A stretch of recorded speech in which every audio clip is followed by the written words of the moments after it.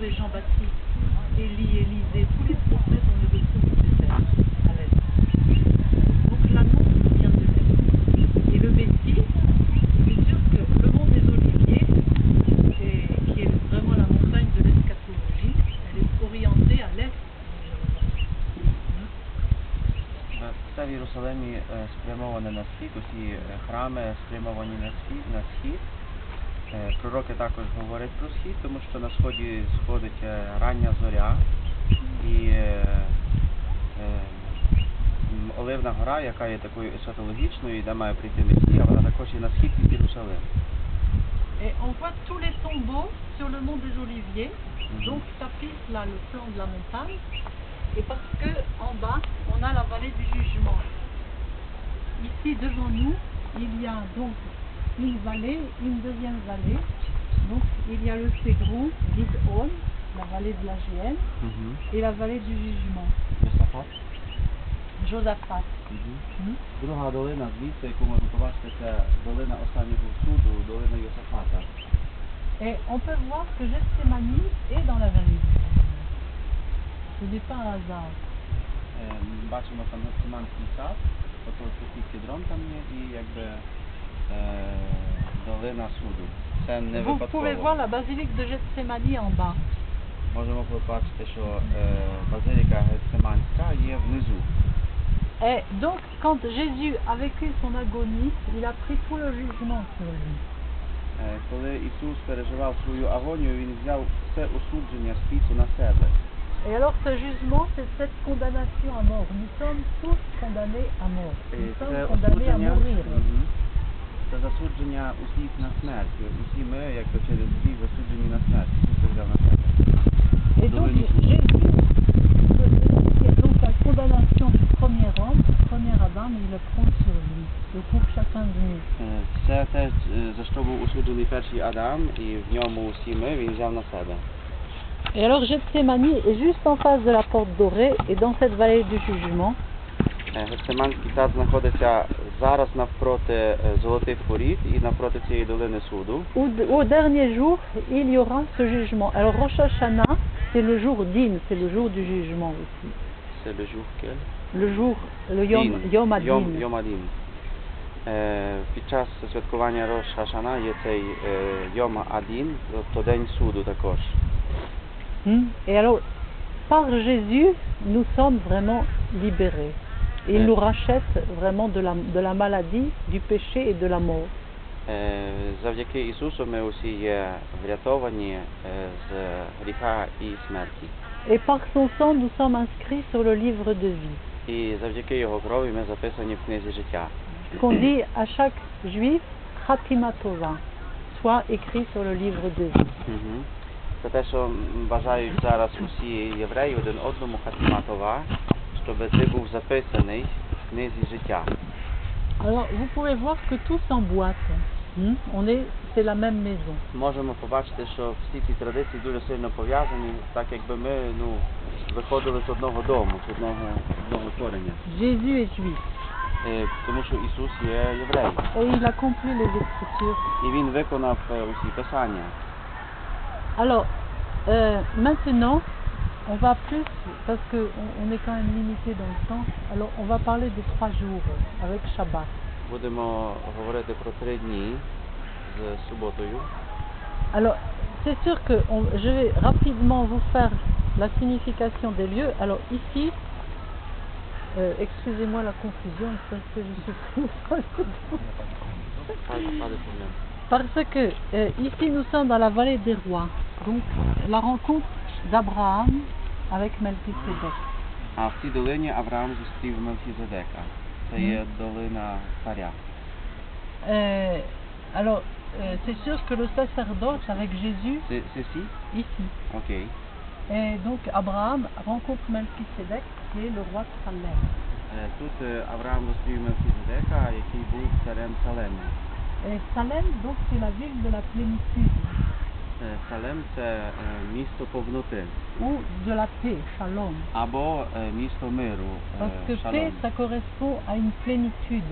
On est en paix parce qu'on est rempli de cette présence divine.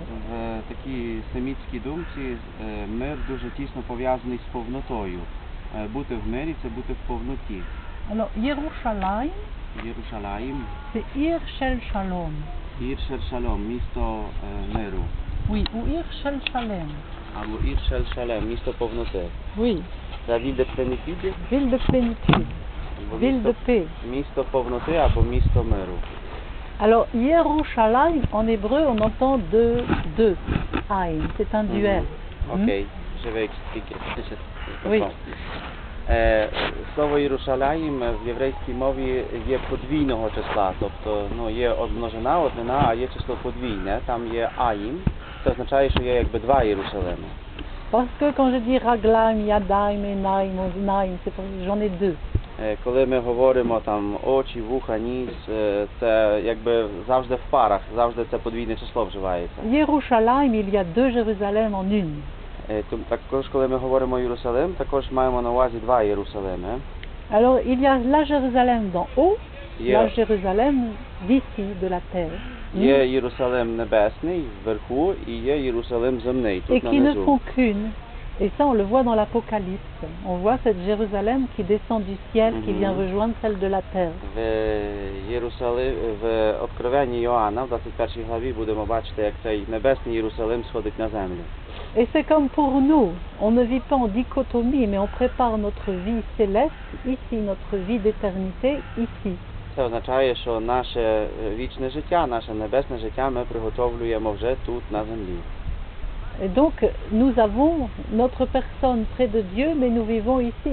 C'est dans la plénitude des temps. Ми маємо нашу особа є Mais перед Богом. c'est une personne. C'est Marie-Yeshua, c'est Romano, c'est Cristiano, c'est une personne, mais auprès de Dieu, et nous vivons sur terre. Кожна особа є кожна індивідуальна особа є перед Богом, але ми живемо тут на землі. Et c'est comme cette Jérusalem de la terre, elle a une histoire épouvantable. C'est une prostituée, elle trahit son mari, elle est battue, elle devient une ville déserte, elle mange ses enfants, c'est épouvantable. Це місто тут, Єрусалим на землі, воно в історії було жахливим. Воно порівнювалося до жінки, яка зраджує чоловіка, до матері, яка поїдає своїх дітей, там, і так, багато таких є образів в пророцьких книгах. On peut lire Jérémie, on peut lire Zacharie. Можемо прочитати Єремію, Захарію на цю тему. Tous les prophètes, mais en même temps c'est l'épouse de Dieu, c'est la bien-aimée de Dieu. Але в цей самий час це є наречена Бога, возлюблена Богом. Et Dieu est fidèle. І Бог завжди є вірний. Et il ne reniera jamais son épouse, même si elle est infidèle. І він ніколи не відкидає своєї нареченої, навіть тоді, коли вона є невірною. Et c'est le très beau passage dans Ézéchiel, je pense 16, avec l'épouse infidèle. Є дуже цікавий текст Et в c'est chacun de Єзекіїла. nous. On peut s'approprier cette Jérusalem, parce que c'est nous.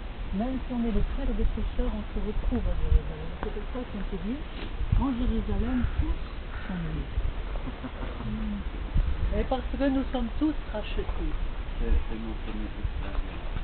Tous sont rachetés par la croix, parce que la croix était plantée par la croix.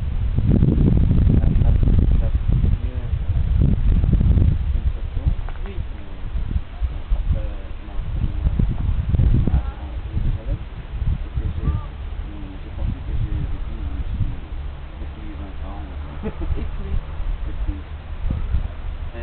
В Єзекіїла є Єзекіїла 16 є цей розділ, де написано про Єрусалим як про невірну жінку, але Бог завжди є вірний, ніколи її не відкидає. І вся ця історія є про нас, так як написано в Псалмі, що кожен народився в Єрусалимі, кожного є тут історія.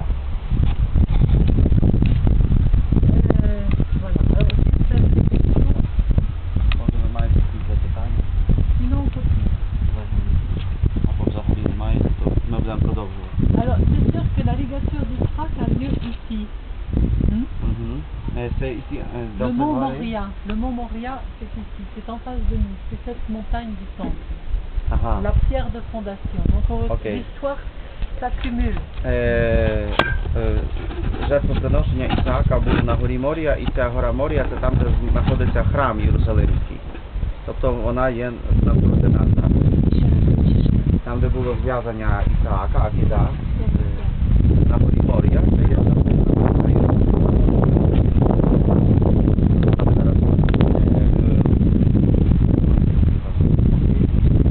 La mosquée de Mars. Oui, oui. C'est la montagne Moria. Oui. Le mont Moria, c'est ce petit mont devant nous qu'on appelle aussi le mont Sion.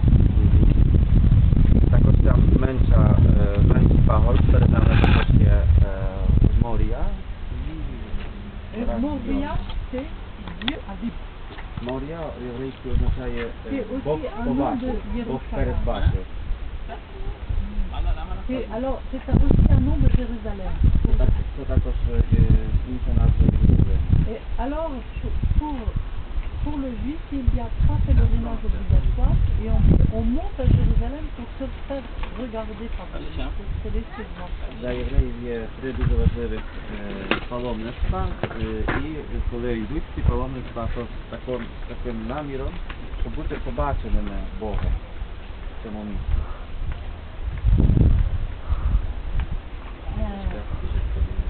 Oui, mais là on va un peu en précipiter parce que je dois arriver au projet. Ensuite, on a le mont Ophel juste devant nous. Et l'Ophel, donc, c'est ce petit mont que va conquérir David.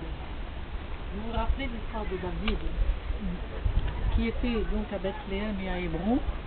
Et il arrive ici à Jérusalem et il voit cet Ophel et il voudrait vraiment demeurer là. Donc il va conquérir l'Ophel. Ça on peut le lire dans Samuel, le livre de Samuel, la conquête de l'Ophel. Alors qu'est-ce qu'il va faire? C'est parce que cet Ophel, c'est le petit mont qui est devant, en dehors des remparts, cette petite colline verte qui descend comme ça, on l'appelle l'Ophel. C'est là qu'était le palais de David et de Salomon. Juste en face de nous. Прямо перед нами є ця гора, яка пов'язана з Давидом, коли він повернувся з Хеброну. Alors, sur cet Ophel, il y avait les Jébuséens donc, qui habitaient, c'était une petite cité forte. Там було невеличке місто. Et il n'y avait que cet endroit qui était habité parce qu'il y a de l'eau, il y a la piscine de Siloé, vous vous rappelez? La piscine de Siloé. Там невеличко є басейн Сілоа. Et donc il y a une source qui s'écoule tout le temps et qui permet la vie à Jérusalem. Це джерело, яке постійно пульсує і воно якби дає життя Єрусалиму. Parce qu'il n'y a rien, c'est pas il n'y a pas de culture, il n'y a pas d'industrie, il n'y a rien. C'est une cité sur le plan économique, c'est zéro. Тому що тут взагалі нічого немає з такої точки зору, інфраструктури, економіки, немає жодної індустрії, немає жодних якихось виробництв, агрикультури. Rien, c'est une terre de désert. Це земля пустинна. Et qui est brûlée par le soleil. Яка спалена сонцем. Et c'est le lieu que Dieu a choisi pour y faire habiter son nom. І Бог саме таке місто вибрав, щоб там замешкало його ім'я. Donc c'est toujours un refrain qu'on va retrouver dans le livre de l'Exode et dans le Deutéronome, c'est le lieu que Dieu a choisi pour y faire habiter son nom. Dès qu'il vit au milieu de son peuple, comme nomade avec son peuple, avec Moïse et la tente de la rencontre. Можемо побачити в книзі Вихід і в книзі Второзаконня, що Бог вибрав саме таке місце для того, щоб там замешкало його ім'я, і він зі своїм народом був також як кочівник. Ходив з Мойсеєм, з його народом, був постійно серед свого люду. Alors, il choisit des lieux insignifiants et le plus petit de tous les monts. Він вибрав місце, яке нічого не означало взагалі, і яке було одне з найменших з усіх інших. Il aurait pu se planter au bord de l'Euphrate ou bien au bord des grands fleuves de Nil ou non. Він міг собі поселитися десь на березі Єфрату або на дельті Нілу або ще десь. Non, il a choisi une toute petite source qui s'appelle la Siloé. А він вибрав таке невеличке джерело, яке ледве там пульсує, яке називається Сілое. C'est le lieu, le Makom qu'il a choisi І pour це y місце, faire sa demeure et vivre au milieu des hommes. і це місце Бог вибрав, щоб замешкати серед людей, серед свого народу. Donc c'est un refrain qu'on va entendre sans arrêt avec Moïse. Hmm? Et il y a donc l'histoire avec Abraham, Мгм. mais ensuite avec Moïse, donc qui va Moshe, Moïse, Моше. qui va être itinérant et qui va s'arrêter donc sur les monts de Moab, juste là en face de nous, on ne les voit pas aujourd'hui, mais les monts de Moab sont là. Hmm? Donc Moïse s'est arrêté juste là, il a vu la terre sainte et Ce il est sont mort. les montagnes de Moab. Oui, les monts de Moab sont là. Там, La Jordanie est là. там, де Йорданія, там йдуть гори Моабу, і Мойсей саме звідти бачив землю обіцяну. Ну, я не знаю, чи звідти видно, це в Йорданії. Oui. Це в Йорданії. Де Моаб. C'est la Jordanie. Мгм. Це в Йорданії.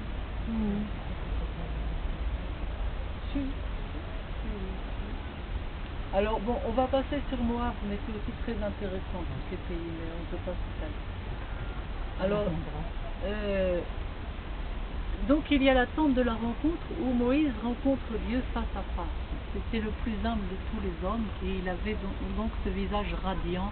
Про Мойсея написано, що він був найбільш скромний з усіх людей на землі. Коли він розмовляв з Богом, він розмовляв обличчя в обличчя, і його обличчя сяяло в цей час. Et donc il n'y a pas très longtemps, dans la synagogue, on lisait la mort de Moïse. Donc cet homme qui montait vers Dieu et qui est mort dans le baiser de Dieu. Neshika. Нищика. Oui, dans le baiser de Dieu. Недавно читалося в синагозі читання про смерть Мойсея, і в традиції в традиції єврейській кажуть, що Мойсей якби помер серед поцілунків Бога, Mais il y a серед aussi, обіймів Бога таких. donc évidemment, on n'oublie pas notre père Jacob, parce qu'il a aussi toute une histoire ici avec l'échelle de Jacob, Bethel. Donc ça se passe aussi sous la maison de Dieu. Bethel c'est ici, et Bethel c'est aussi un nom de Jérusalem. Не будемо забувати також про нашого патріарха батька Якова, який поставив тут камінь, помазав і це місце назвав Бетель, і Бетель це також одне з назв Єрусалиму. Donc on revient à notre cher David qui arrive à l'Ophel et qui dit comment vais-je faire pour prendre cette cité? Il y a les aveugles et les boiteux qui me font barrage et qui me disent tu n'entreras pas ici, jamais. Et David a dit comment?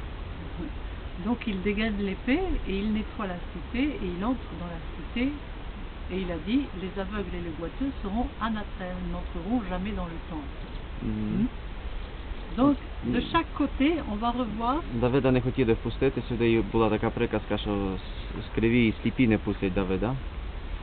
Donc ça il faut relire dans Samuel. Можна це прочитати в книзі Самуїла. La conquête de l'Ophel. Там, де написано про Офель, як Давид був Офель. Donc les aveugles et les boiteux sont anathèmes. Alors c'est sûr qu'il y a des exclus du peuple de Dieu. Il y a les gens qui ne sont pas cachés, tous ces boiteux, ces aveugles, ces lépreux, qui ne peuvent pas entrer au temple et qui ne font pas partie de cette liturgie divine. Mais Jésus donc va les réintroduire parce que la piscine de Siloé est au sud du temple et la piscine de Bethesda est au nord, donc de chaque côté. Et il va chercher le paralysé et l'aveugle pour les réintroduire au temple. Donc il n'y a plus d'exclus à partir de Jésus. І ці якби сліпі, криві, кульгаві, вони були, можна сказати, виключені, вони не могли заходити в храм на молитву. І можна якби спостерігати в діяльності Ісуса, що від Сілої і потім в Ефезді він якби зцілює таких людей, якби наново дає їм можливість війти до храму, наново дає можливість славити Бога. Et alors c'est sûr qu'avec l'aveugle, c'est la piscine de Shiloach, donc de l'envoyé. Et là c'est là que Jésus révèle vraiment son identité d'envoyé, l'envoyé du Père. Там, де Ісус зцілює сліпого в басейні Сілоах, слово Сілоах означає бути посланим або посланий. І саме якби в цьому місці Ісус і тим